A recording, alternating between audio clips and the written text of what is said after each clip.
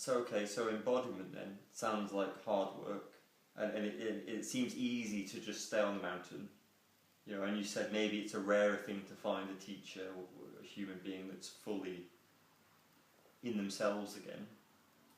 So to what degree what tools are necessary for that? Honesty, integrity. Yeah. There must be a desire, not a desire, but there must be a desire to follow this through. Surely, otherwise you would just, well, I'll stay. Yeah, well, I think too, you know, there's something that Nirsadagata Maharaj says that I really love, and I think, you know, when I hear it, he says, when you discover the absolute, I'm paraphrasing, then it's important to give it a chance to prove itself, you know, because it takes care. So in one sense, you know, it's already been seen that you're not the doer. Yes. So then what happens, a capacity of, call it trust if you will, but or a seeing, a deepening that this unfoldment is happening by itself. So that giving the awakening a chance to prove itself is to allow it to do its to allow it to include everything. And it does when we let it. So it doesn't. There's not an individual doing it. So the real thing, I think, is the honesty that you said, the integrity. You know, to really have full integrity for life as it is, and showing up for it as it is. So it's not backing away, and really being able to look at what arises in us. You know, what ideas haven't been dissolved yet? What is it that's holding me back? And really this harmonization, there's a, Bampi said another thing, Buddha nature takes care of everything. You know, there's another very popular quote along those same lines. So I think it's a deepening. We spoke about it last night, you know, really being able to discriminate. What is the difference? Because even after awakening has happened, the mind can still get engaged. You know, misidentification can still happen. Yeah? So to be able to sense the difference between what is just mind, what is an old tendency presenting itself, a vasana, whatever you want to call it, and what is wisdom. You know, what is love and wisdom? You know, because wisdom has a voice that comes more from the body. It doesn't come out of mind stuff, out of what we learned. It's not knowledge that we get from a book. It's wisdom that we get from our being. And we can learn to listen more for how is that steering us? How is that guiding? And I think that's what Maharaj was speaking about when he said, give it a chance to prove itself. We so want to come back up here, you know, and own it, and have an idea even that it's difficult. You know, like, is it really? Because that's a projection into the future. We don't know that. We have no idea. We cannot know from one moment to the next what will present itself, what it will be like. But what keeps this whole awakening interesting, you know, exciting, is the not knowing. Because we've already lived in knowing. Yeah, there's enough books written about knowing. Everything we can know and learn and memorize and try to apply to a new experience, which is going to be completely different because we have millions of influences that come into any one moment. So to apply one concept to you know, anybody that's here who comes with their own they're their own expression. Yeah. So one concept is not going to apply to everybody. It may be useful, but what's really the most useful is this listening, deep listening to our true voice, the movement of spirit, if you will, or awakening, or the universal intelligence, you know, how it lives us. Listening, being able to become a tuning fork for that. everything flow much easier than if we kind of are trying to still figure it out. You know, or to get the answer from somebody else even. You know, we can get guidance and ideas and pointers, but we really have to sit in the middle of our own life as it is, with all of the influences that have come into it, in whatever situation we find ourselves in. And from there, only from there, can we really know the truth. And then by being in the truth of that situation, can we be informed in how to live it? You know, what's the next move? Because the individual's not doing it. Well, can I listen? How deeply can I listen to what wants to happen? And can I go with that? Not as an I, but as an energy. There's an energetic sense of life. Yeah?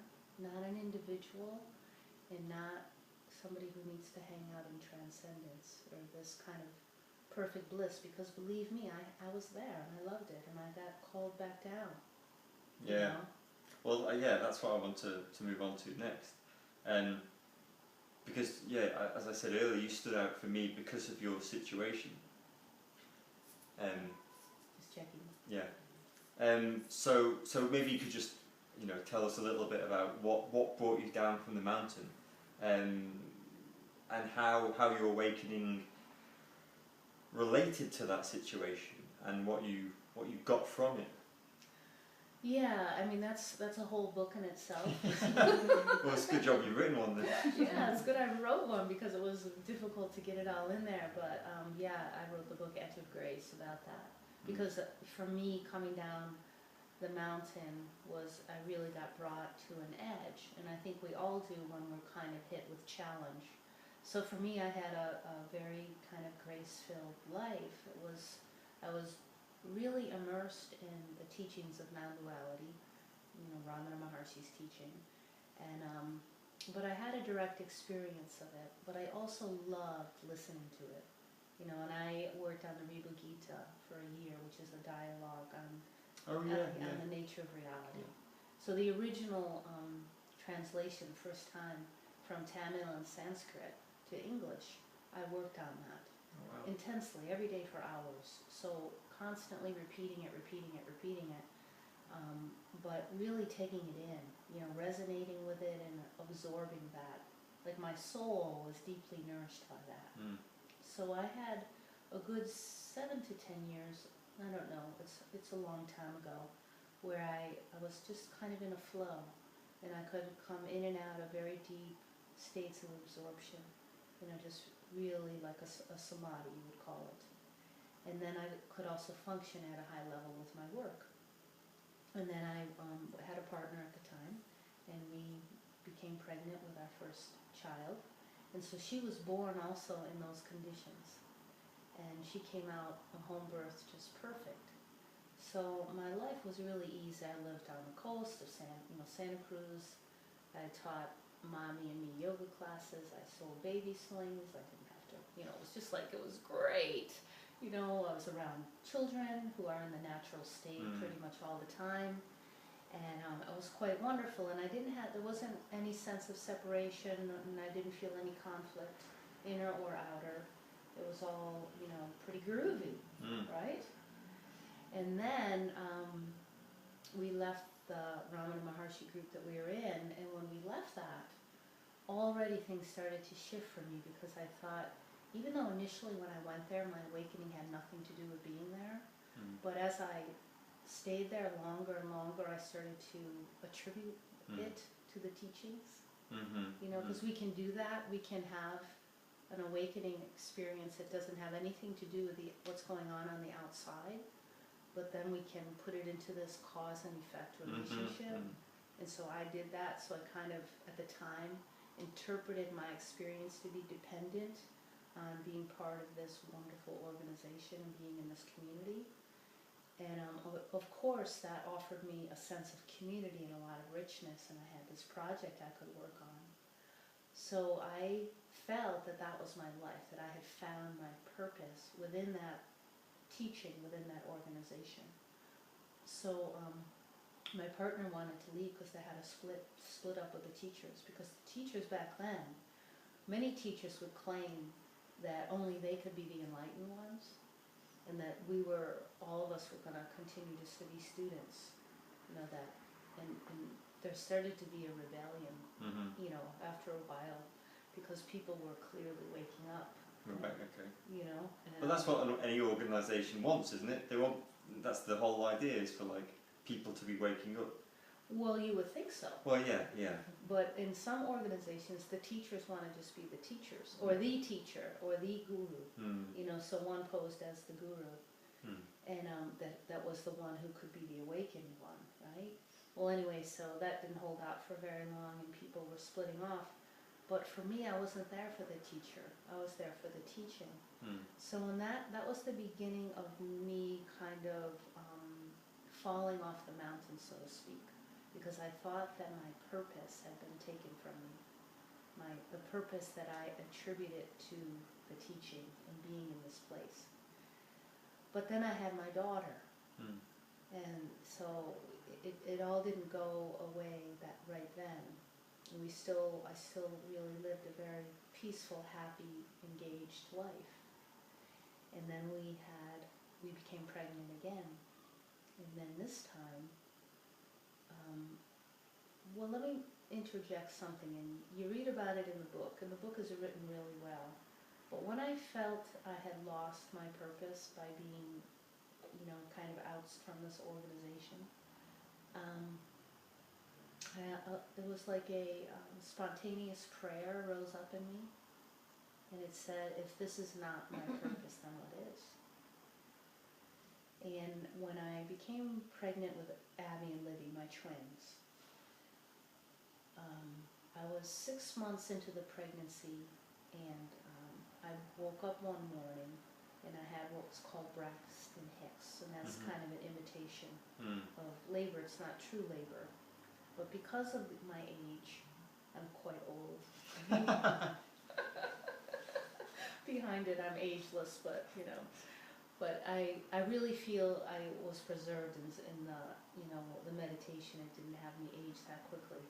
But anyways, I went to, I had to have a backup plan to go to the hospital if there were a complication, and my midwife was out of town. So we went to the hospital, and once you're, where I live anyways, once you're admitted to a hospital, they don't very easily let you leave. And because I was 6 months into my pregnancy, I had mentioned to them that my first child was born within an hour and a half. And they said, oh boy. So they helicoptered me to a very prestigious hospital, because if they were going to be born then, they didn't have a neonatal intensive care unit. So I went to Stanford, and it was a hospital visit of no return. I went there, and they induced labor, and they induced the pregnancy. That's 6 months. It's 6 months. And it's kind of still complicated of whatever happened there. But anyways, the babies were born at 1 pound each, with severe challenges. Major. Libby was lost twice. They needed to give her oxygen twice. They lost her. They resuscitated her, kept her on oxygen. She was in a semi-coma for 6 months. And Abby had 10 different surgeries. So it was major. So I went from this honeymoon phase that I call, the mountaintop of bliss, where everything was just flowing along beautifully, where my life in a weekend turned inside up and upside down, And there I was in a neonatal intensive care unit day and night. Day and night, with the unpredictability. One moment from the next, I didn't know what was going to happen. So that was, I can't imagine doing anything more difficult. But in the midst of it, even through being on the table and, having this hospital takeover scene, I could still feel, enveloped by peace. And in the foreground, this trauma was kind of happening, but in the background, there was peace. All of it was being contained in a larger essence. So still, splitting off didn't happen. It contained all of it. All of it was contained. And there were moments of forgetting for me, definitely moments of forgetting. Definitely moments of feeling I can't live this life, you know. Extreme moments of feeling I can't live it. But in the overall scheme of things, the majority of the time I felt contained, you know, that it didn't split off, like that somehow we were, you know, not part of spirit, or not part of the oneness. In fact, my children were constantly reminding me of that. Many things reminded me of that. Life was reminding me of that constantly. Yeah? And so that brought me down. That brought me into my humanness, because I had a tremendous amount of feelings to encounter. Yeah? And that haven't stopped until this day. Because one of my daughters is still severely challenged. The other one has challenges, not as much, but they are like light bubbles in my life. One is called Libby Joy, because she just brings light and joy to everyone that she meets, and there's no separation between, you know, that's all part of the oneness. And the same with all of my daughters, with all of my family. So my family, my home life has very much become my practice, so to speak.